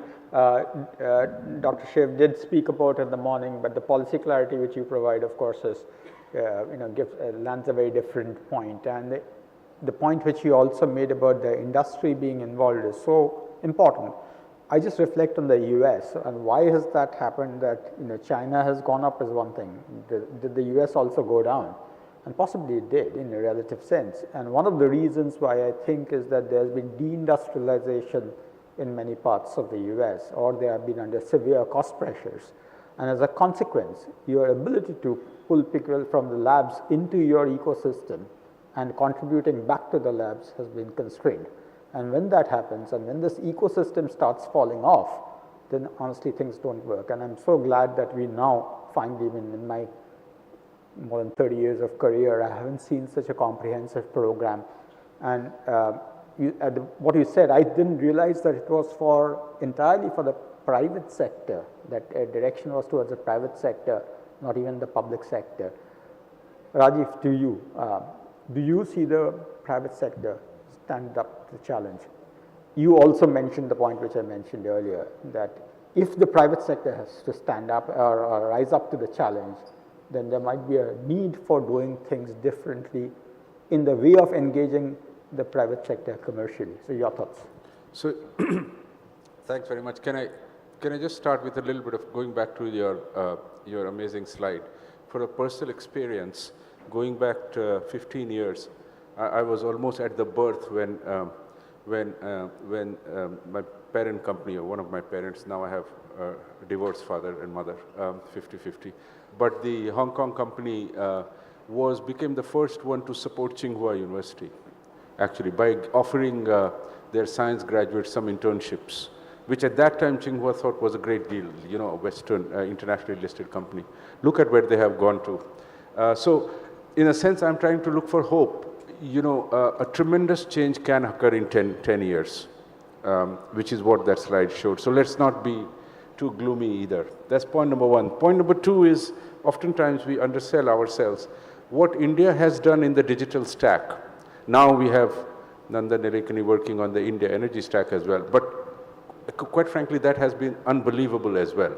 It has been the world's leader in a very short period of time, and I'm sure your European colleagues visiting India have commented on it as much as we have. Now, going back to, one often thinks about how is it that China, I have visited their plants, visited their factories in the past. How is it that their government, for some reason, has this incredible ability to deliver infrastructure at scale, which is unparalleled in the world? is unparalleled in the Western world. My daughter still lives in the UK. I can tell you she was studying in Scotland. To get a high voltage line from the offshore wind farm there down to the southeast or London where the demand is, it takes 10 years. We are very, very much faster in India than we are in the UK in some of the infrastructure. But you often wonder about what has happened. So I think, going back to our conversation yesterday, we were exchanging smiles at this dynamic regulation business. But one of the, one of the things that we might want to visit in certain sectors, now as a democracy, I'm sure both the advisor and the current secretary would squirm because they have to justify to the public, as civil servants in a democratic setup. But in certain sectors, moving away from the curse of L1 might well be useful. Mind you, with China, power companies don't make too much money. Do not believe what you hear. They are all SOEs. Their returns on equity are abysmal. But they do not have to bid, in a sense. They kind of have now brought in bids, but historically when China grew, they would fix a regional tariff based on, the NDRC would go to a particular regions and every power plant would get the same as the marginal coal-fired power plant, no matter what you set up. So there was a system which encouraged an amount of, it ensured that people did not go bankrupt, and it perhaps ensured that there was an element of some amount was left where monies could be invested in R&D. So is there a way, IPPs, transmission companies, when the last transmission bid that we competed in and lost, Sonbhadra transmission project about 10 days back, finished at 2 a.m. because the reverse bidding would never end. Every time someone would keep reducing the price. That kind of setup is useful in giving efficient low-cost infrastructure, but is not necessarily useful in giving the space to the sector to invest in R&D. Whether, therefore, that should be, and somehow government also has to be involved. So whether it can be done in those parts of our industry which have lesser pressure of the curse of L1, or somehow we could create space, or the government could help us create space. But that is what is required for investing. So I think that's an interesting point, Mr. Kapoor, that there are segments, if you want that investment to happen from the private sector or the public sector for that matter, then there needs to be something which they are allowed to keep away and maybe contribute back through that process to the R&D part of things. And it might be still L1, okay, or it might be still reverse auction, but there is something which you have to necessarily keep away for committing to this part. I don't maybe like the CSR, or something everyone has to. Yeah, I mean something which is directly relatable to that, so that it doesn't, because we are following a least cost process which has its own efficiencies, okay, we are not depriving ourselves the capability of investing this, and this is something possibly we could think about. I had another question, Rajiv. Each company, and we do want many companies to be in any particular area because that brings the benefit of competition, and we are a free society. We can't stop anybody to come from anywhere. But you can compete in the marketplace, but in the development of something, be it a technology, be it an IP, would private sector collaborate with each other, or will you still be at each other's throats? This is a question in the afternoon, so I will say yes, certainly. If it was in the evening, my answer might well have been different. No, I think, I think you have to have the right drivers. Just because you're private sector doesn't mean you have to kill each other, or just because you're the government sector doesn't mean you have to be always be charity. I think a combination can be met. It's a question of having the right design and having the right incentives. I do feel it can be achieved. So it's an area to work together? Absolutely. Absolutely. Okay. Can I just also make the biggest takeaway from this conference, it's only half joking, is I do want the digital twin on the wind turbines, and because you are our auditors and we can't pay you, please give it to me for free. So I can't even give, you don't even know, I mean, because we are your auditors, we can't even give you for free. I can't even write a proper email to you. That's the level of restrictions on audit. Sometimes it's just overboard. But yes, the context which is there is that we have a digital twin of a wind turbine, and it can take not only one wind turbine but multiple farms. So we just there was a contest, and we were just showing the contest winners or some of the key participants. And it does through interactive voice command. So you can compare performance through the digital twin with interactive voice command, and today it's doing in English, little anglicized English, but you can do it in any language practically. You can do it in Tamil, you can do it. We use a language called Hinglish because we don't use pure Hindi or pure English any longer, right? So there's a language called Hinglish which we use, and that's phenomenal because I think that is the kind of accessibility which you can build. It might not be core technology, but core digital AI combined together can be of great value. So yes, maybe another time I can show both of you, not today. Akhilesh, is there a challenge? You see, basically we are consultants and we have the ability, we have the luxury of being critical of everyone. Okay, what would be your fear be? Why would this collaboration, cooperation, why would this great plan on paper be at risk in India? Okay, so first of all, I'm not yet evolved to a level, Anish, where I can have the license to criticize everything. Certainly my spouse is out of the bound for that one, so I cannot say that I can criticize anybody, but yeah, I think you've reached that level of evolution. As a moderator, you have the rights, you just don't know. All right. I think, first of all, the plan, I'm more optimistic about the plan than I ever have been, because there is more practicality to things which I'm seeing. There is also a lot more inclusion and bringing a lot of different stakeholders to come together. In fact, the fact that Mr. Kapoor is here and not just contributing, but I'm sure he's also picking up ideas and talking about it, gives me a huge amount of optimism to where things are. But of course, there are certain forces which create risks to what we want to achieve. In my view, the first one is somewhat, I call the investor impatience. The industry which you are dealing with is not an industry which turns things overnight. And a lot of time when the two industries which are completely different on capex cycles collide, it creates inconsistent expectations. I'll give you a data point. If you see the capex investment as a percentage of total revenue, it is generally, and I'll compare two industries which are close to each other. So telecommunication industry, it's about 15-16%. So 15-16% of their revenue goes into capex. So companies like, let's say, Verizon, AT&T, etc., would do that because they need to build towers, equipment, 4G turns into 5G, 5G turns to 6G. And the same capex number for software companies used to be in the range of 4 to 5%.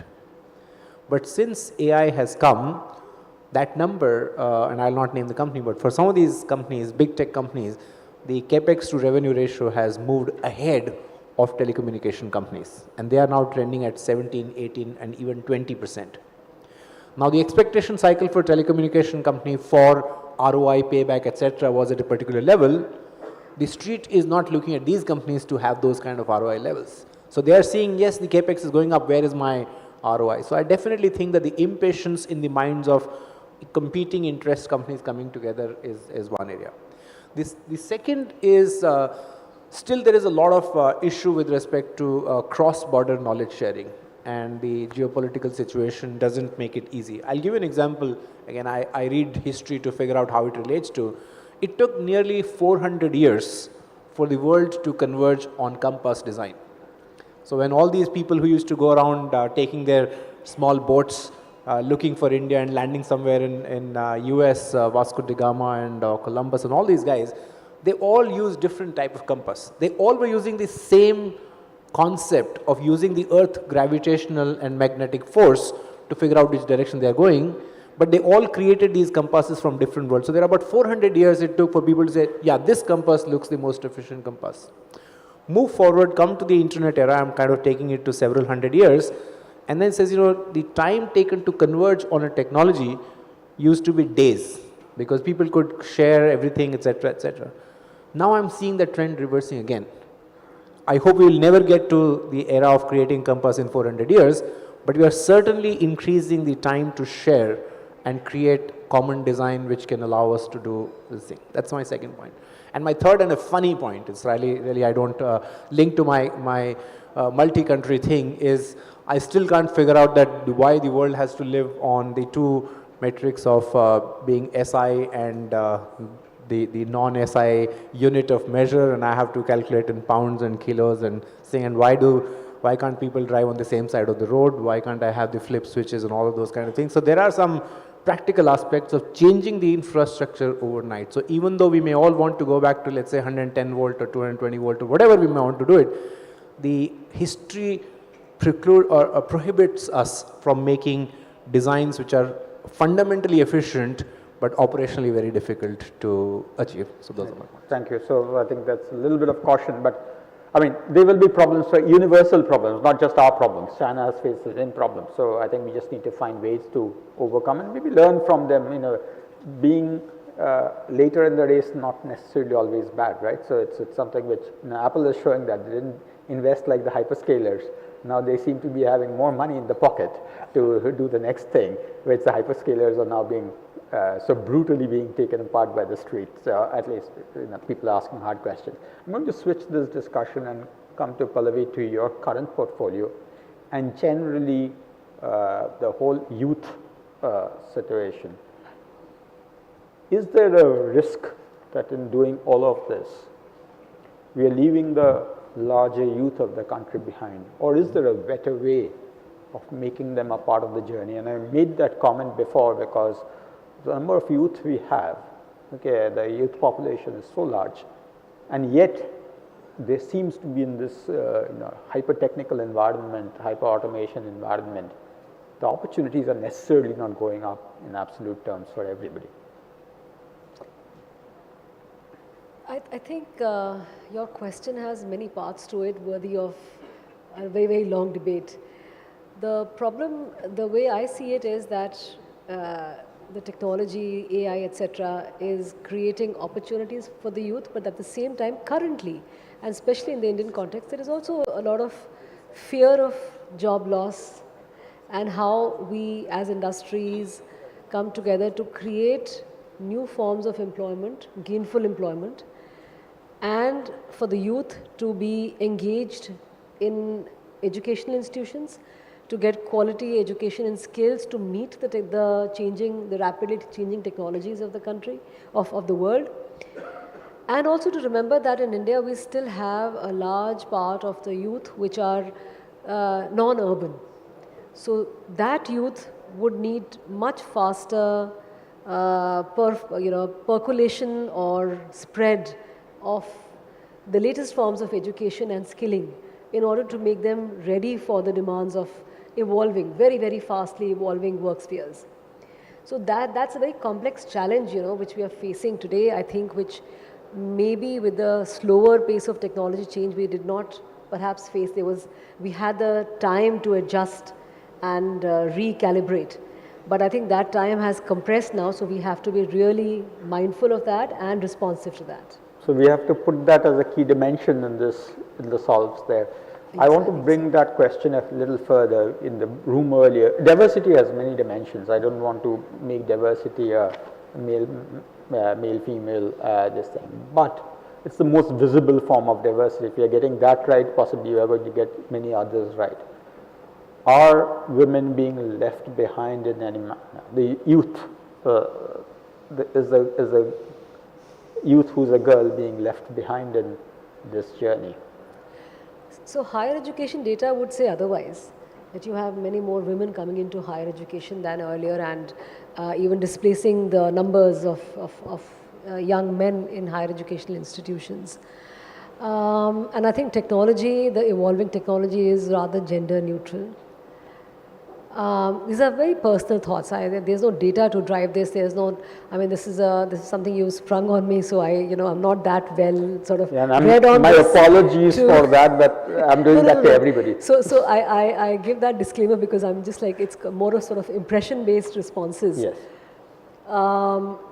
Having said that, I think the latest thrust by government to put women in the center of various things, for example, STEM education, bringing up labor force participation rate of women creating safe workspaces, all these policies, you know, adequate childcare, early childhood education, there are a lot of these things which would contribute to bringing much more women. And then there is the whole economics of it, which itself would be a driver to bring women not just into the workforce, but to sort of bring them ahead. I mean, basically in the higher order skills as well, Absolutely. not just the workforce. And I think the data of higher educational institutions and more women taking center stage in STEM fields as well as in all other fields of research, I think that is definitely very encouraging. We'll move quickly to the other area which we talked about, and it's kind of related. Mr. Kapoor, you mentioned that we are getting some success on capital goods, okay, and I painted the whole backward integration picture into the innovation ecosystem and the R&D thing. We have talked about the R&D. We'll just talk about the capital goods story. How encouraging is it looking? And even if we have the early successes, what does it take to really make this a widespread success? So before I talk about that, because a lot of talk on L1, so let me... Yeah. That's always welcome. Clarity on that is... So L1, we've been talking about L1 and I'd mentioned here that the Prime Minister has also so many times said that why are we stuck with this, and he gives this example of Nepal. I think Nepal has done something where if you go beyond a particular level, then you are out. Even China has done that, by the way. They have put floors. So now we also understand that this L1 business is not is creating a lot of problems, and NHI, for example, some bids now they are saying that people are bidding 30% below. The worst case has been iron ore mines where people have bid 160-70% royalty, and there are bids which have people have bid even 1000%, one or two places, which means that person has bid much more, 10 times what he is going to sell at. How have people bid that? One doesn't know. So all I'm trying to say is that whatever system government adopts, if on the other side people are sitting and they are saying that government or the government agency which is conducting the bid, you are responsible for everything, I am not responsible for anything. I am going to do irrational bidding and I am going to break the system. Whatever you do, then no system is going to work. Fair. So we have options. So there's a lot of discussion now in the government on what we can do. We'll come up with something. So for example, NHI has said that after you go to 20% below the estimate, then you have to give another bank guarantee. Then you go a little higher, you give another bank guarantee. So which means that that becomes a deterrent. In the case of mine, which I mentioned, so ideas have come. It's not that they've done it yet, but the idea, there is an idea that you fix a limit, beyond that then you ask for upfront premium. So person has to, bidder has to deposit X amount of money upfront. So a lot of ideas are there. But then we are creating problems for the good bidder. Yep. So on one side we are talking of ease of doing business, we are talking of reducing compliances, and then we end up creating more hurdles and we end up creating problems for the better bidder. So how to strike a balance? The companies, so always there is a cutoff, no? So we have some qualifying criteria, and only certain companies can bid for larger projects. So at least for larger projects where only big companies who have proper systems and structures, at least those companies can follow some rules. Those we are not telling them that you underbid and bid at a rate where you have no profits at all. You want a return of 15%. Decide amongst yourself. You have associations. In your associations, what do you discuss? You should discuss this and come up with some kind of maybe rule book or some system where you say that all members will follow this. We are not going to bid at loss. We from the government don't want companies to bid at a loss. We want projects to be completed in time with good quality. That's the aim. Sure. By saving 5-10%, we are not going to get anything great out of it. So maybe you are a big consultant, you come up with some solutions. No, we work with the industry to come up with ideas, but this is a problem which we have to solve now. We will solve it, but if it is one-sided, then government may come up with something which may hit a lot of people, and then some people might say that more hurdles have been created. So that was about this. And then on the capital goods side. On the capital goods side. So now this is again a very, very important area for us. So we have to set up factories, we have to set up projects. Whatever we do, we need to get capital goods, and we have to have the capacity and the capability to make, develop, manufacture, and also innovate in capital goods. Otherwise, there is monopoly of one particular country, and we can be put into a very difficult situation anytime, which is happening.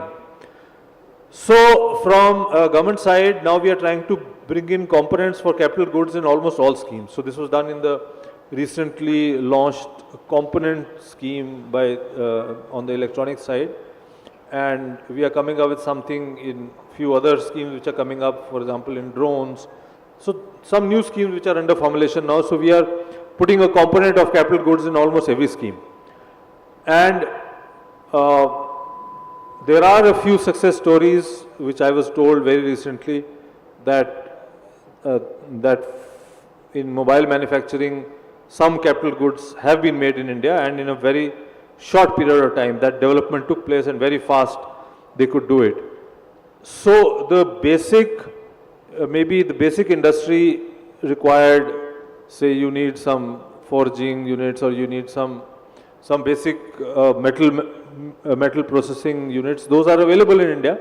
It's just that we need people who can design, and then we need to understand the process, because see, China has perfected the manufacturing processes.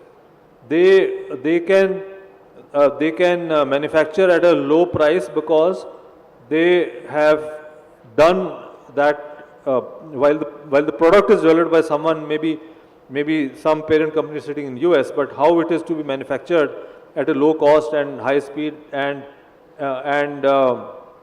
also how to change if the design changes. So all that China has perfected, and we can do it also.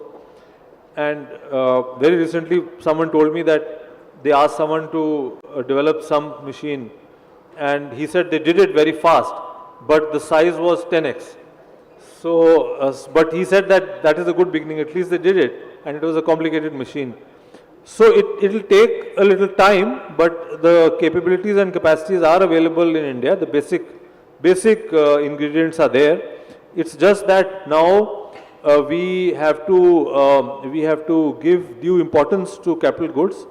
We have to get resources, and then in several cases, one country may not be the market which can probably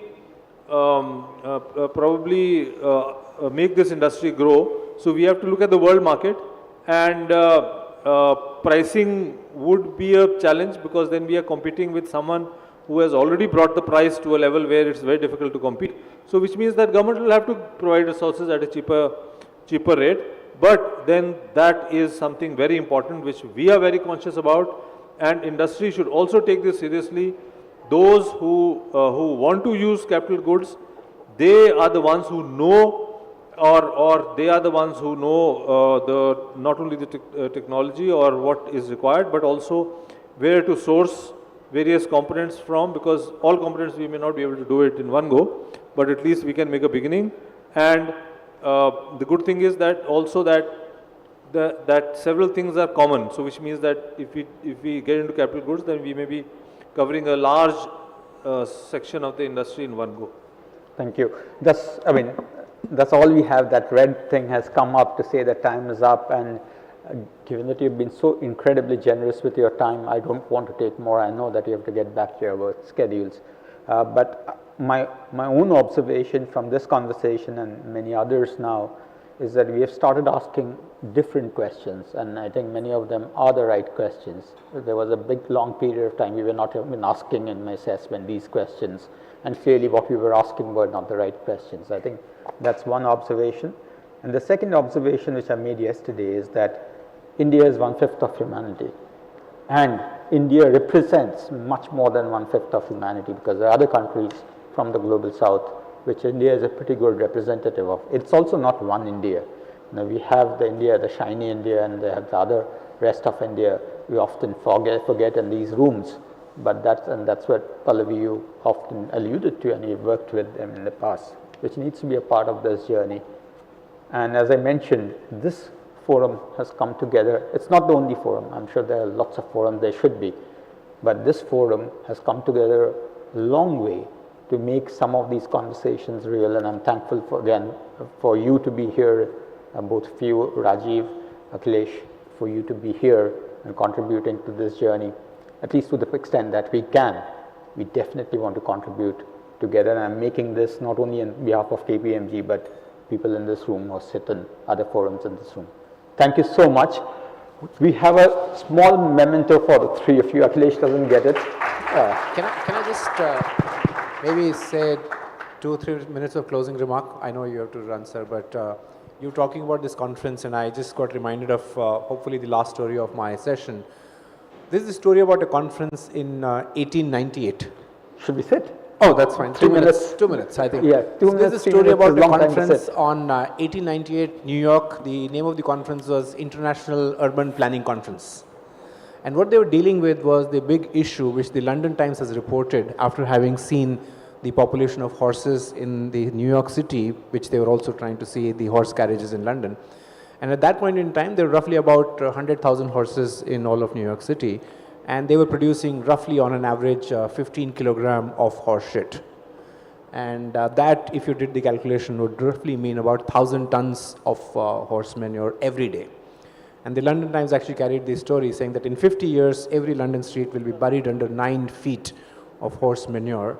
And we got to find a solution to this problem. And they weren't able to find the solution to this problem because it was not just the horse shit, but also the horses were dying, which nobody was releasing. So it was creating the biggest public health issue was being created by this conference. At the end of 3 days, the conference actually concluded. Many people felt that it actually did not find any answers. And fast forward in about 6 years, a number of those recommendations which actually kind of turned into a very different direction, and that created the rise of the automotive industry, and which actually completely eliminated the horse carriage industry.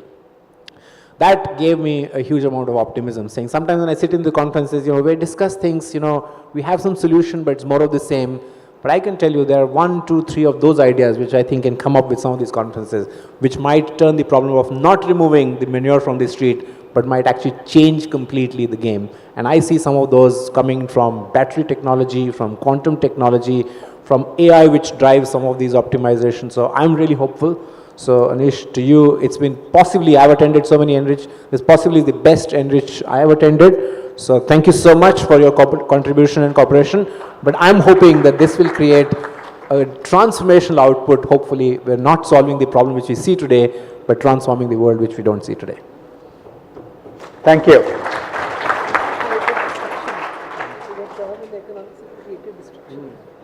Akhilesh, if you could give the mementos out. Mr. Kapoor first. Thank you so much, sir. Absolutely. This is something hopefully you will like. It's a leaf with your image. Okay.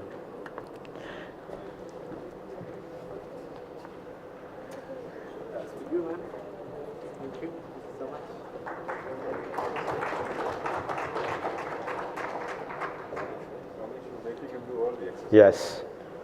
He's not done yoga this morning with me, so he has to. So we did yoga also for the participants in the.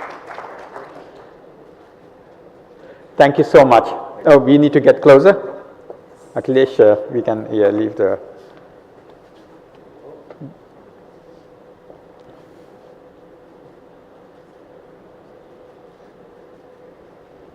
Thank you.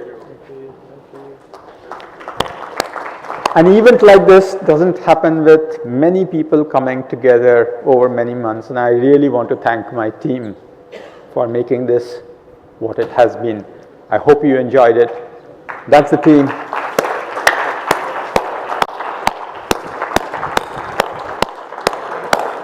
Thank you all. You have been incredibly generous. And on the second day, at the end of the day, having people, and of course, a big part of it is with the people who were over here, but a big part of it is you. Thank you again. We will be in touch. It's not, as I said, once in a year event. We continue this as a progression through the year. We'll pick up those issues and work together. Till then, thank you. Have a great evening.